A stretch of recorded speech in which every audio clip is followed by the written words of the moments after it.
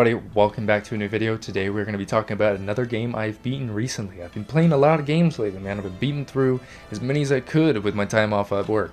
I've been just going nuts. I've beaten like 10 games, I feel like, in the last 2.5 weeks. It's been going crazy. But today, we have one of my favorite franchises ever. A movie turned into a video game is Lord of the Rings, The Two Towers. Now, this is the first one I've played of the movie trilogy. I've not played a different one. I started with the last movie as a video game. I know, it's fucking weird. I don't know why I did that. To be fully honest with you, I thought The Two Towers was not the last one. I didn't bother searching it up, and I just played it. And about quarter of the way through the game, not even, I realized, oh fuck, this is the last game. This is the last movie turned into a game, not the middle one or the first one. And I realized for me, I right now own the middle one and the last one. I don't own the first one. But to me, it doesn't really matter which order I play them in. I know the movies. I know how they play out. I know everything about them. It's not like these games like Gears of War, Halo, certain games that go into this chronological order, like Lord of the Rings, but I've never experienced them. So I don't really know how they play out. And it wouldn't make any sense for me to, let's say, play Halo 3 instead of, Halo 1. That wouldn't make any sense. I've never experienced Halo 1 or Halo 2. Playing Halo 3 first, I wouldn't know what the fuck's going on. But with Lord of the Rings, I know everything that's going on with it.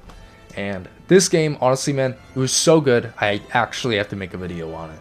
Right now, I'm trying to pile up about 5 games for a backlog video of talking about 5 games I've beaten recently.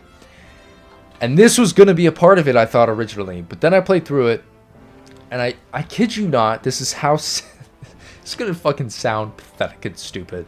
But when I saw the first cutscene for this game, I actually teared up. For a wizard is never late, nor is he early.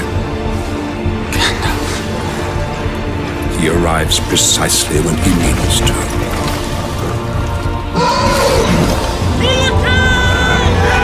I don't know, man. The nostalgia I get from Lord of the Rings is pretty much like none other. When I saw that cutscene, it actually just brought so much happiness to my face because I remember watching The Hobbit when I was a kid, and I absolutely fucking loved it. But when I saw these movies as a kid, man, they brought me so much joy. I was so excited for them. They were so damn good. I've honestly never been captured that much by a movie trilogy to the point where I could watch these 3-hour movies, all three of them just right in a row. The Hobbit, I could watch all 3 of them right in a row. Lord of the Rings, I could watch all 3 of them right in a row. I couldn't watch all 6 right in a row because that's just downright impossible. It's honestly to the point where I even liked the new Lord of the Rings TV show. I will recognize that it really wasn't good, but it's to the point where just going back to the Lord of the Rings world, I fucking need it. And I'll find joy, or I'll enjoy it any way I possibly can. And I know that there's the Shadow of Mordor and Shadow of War series, which is amazing games, and I do gotta get around to playing them and making videos on them and talking about how great they're gonna be. But I've never experienced these Lord of the Ring movie games, and to experience the first one now has me really excited for the other 2 because this game actually shocked me with how good it is. And I feel like I say that a lot, but that's because I genuinely don't expect some of these games to be as good as they are. And for a movie adaptation, I didn't expect nothing special. And what I got out of it was a lot more than I really thought. It showed me, it had you playing through moments that you really got to not experience in the games, or in the movies, sorry. And then fighting through these big battles and defending from these sieges as yourself and actually playing through it instead of just watching it was just so much fucking fun. And it was like living through my childhood and watching these movies and just thinking about that, but actually being there and getting to play it was so fucking cool to me. And honestly, man, I wish I played these when I was a kid because this would have been a joyride for me, man. It would have been great. But I'm glad I get to experience them in general, even though I start with the 3rd one. Very odd to do it like that, but I want to talk some specifics now, though. I do have complaints about this game. Most games, pretty much all games, don't really get to walk away without not a single complaint. And well, there's these certain moments in these games, these certain missions, because there's only about 10 or so missions. But there's these certain missions in this game where it's just they don't really tell you what to do. And it's kind of like you just have to pretty much assume, but you can think of like 2 missions that are like, holy shit, this was horrible for me. And the first one I think of is when you're as Gandalf and you got to defend this siege. There's this wall that you're defending, and you basically have to knock down these ladders, and this whole siege is coming, and you have to stop your guys from getting like overloaded and like getting overwhelmed pretty much, and stopping from that happening. And you basically just have to run around the entire map constantly knocking down these ladders, and it's stressful as fuck. You are going back and forth, and it is nuts. And at first, I didn't even know what the fuck was going on. I was just knocking down. I didn't even know to knock down ladders, honestly. I was trying to do it, but I didn't realize you had to do your physical attack, and I had to search that up to find out. So for like the first 15 minutes of attempts, didn't even realize I was just getting overwhelmed. I was like, what the fuck is going on? And then finally I figured it out, and I started knocking down these ladders, and I was like, okay, cool. But then these big ass towers showed up, and you have to deal with them. I already knew about the catapult at this point, so I figured, okay, go to the catapult, use it to shoot down this tower, easy done, there you go. Now, what happens is a dialogue Gandalf says is the catapults are vital for our defense. So something like that. Now, you gotta think about how he says that in plural. There is only one catapult, and it can only aim at the tower to the left. The problem is that there's gonna be a tower to the right. My assumption was that since he said catapults, I figured that there would be a catapult on the right side. You go looking for this catapult on the right side, and you're never going to find it. Never will you find the catapult on the right side, no matter how much you look.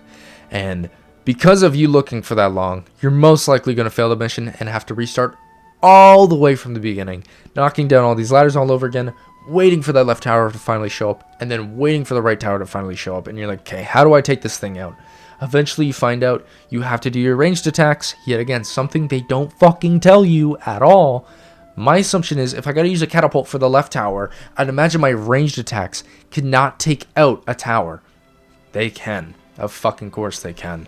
And then, finally, you take out that right tower. Now you find out later on, you gotta do another wave of it. While taking down all these ladders, you gotta take down a left tower again. You go back to the catapult. You take out the left tower, but in the middle of this, a dragon shows up. You have to kill this dragon. Well, you don't have to.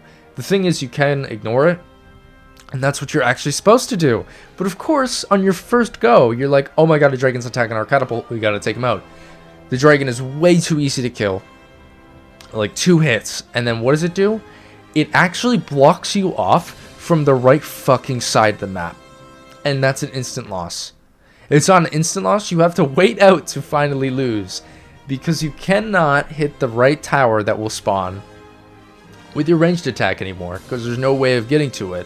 And then you also, even if you could, you can't go down the stairs to the next part of the level. Fucking ridiculous, man.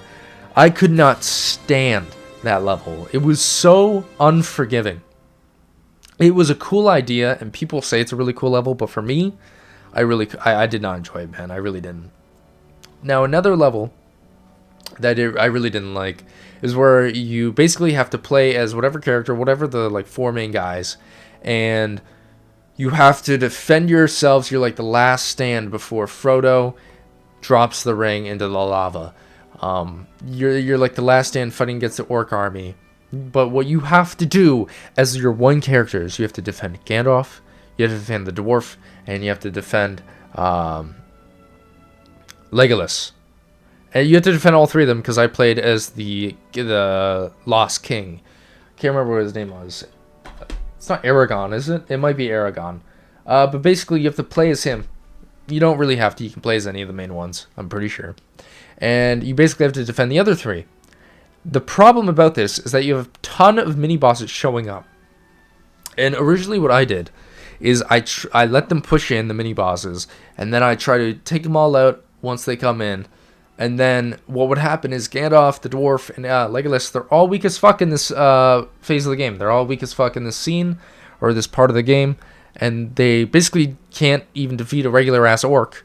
And they get their ass beat. And you have to go help them, and going back and forth between all these 3 characters. And they lose health pretty fucking quickly. And the only way they heal is if you stand near them. So if a guy gets fucked up, you have to go help them, save them, then let them heal. But then another guy's going to get fucked up and they need heals in that time period. So now you got to run to them and deal with that. And then it's just back and forth while also trying to kill these mini bosses without yourself dying. So some of these missions, man, just basically those 2 missions are just a nightmare. And I was just like, holy shit, how am I even going to do this? And honestly, in that second mission, really all you had to do was stand in the front lines and just kill them yourself. If you did that, you basically breeze right through the mission. And you really don't know that until you pretty much search up a video and find out someone else is doing that. But otherwise, man, this game was a blast to play through. It really was. I have those problems with those 2 missions. I had so much fun otherwise. Playing through these levels, playing through it, you know, being in Middle Earth and just experiencing the movie through a video game is actually so much fun to me. And I'm so excited to play through the other 2 games. I'm probably going to make videos on the other 2 games as well, and then do a whole video based on the entire trilogy.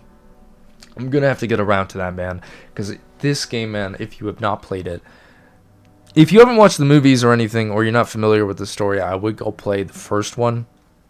I have the 2 Towers and I think the Return of the King. Whichever one's not called those 2, go play that one. But yeah, you really should play this. There's so much fun. You get to kind of experience the movie at the same time because they do a really good, they do this so well. They do a cutscene, but then by the end of the cutscene, it basically merges into the video game, so it transitions like perfectly, and it's so well done.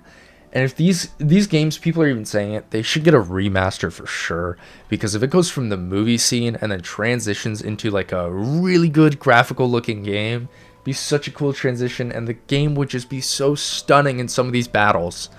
Like that siege with the Gandalf, really, man, I look completely past the difficulty if it just looked insane like how it would today. But man, you got to go play these games. Lord of the Rings, The Two Towers, I do give a 7.5, which is a pretty good score. You know, for a movie adaptation movie, that is a pretty good score. I really didn't have fun with those 2 levels, man. They really did bring it down for me. They did bring it down from like a hypothetical 10 to a 7.5.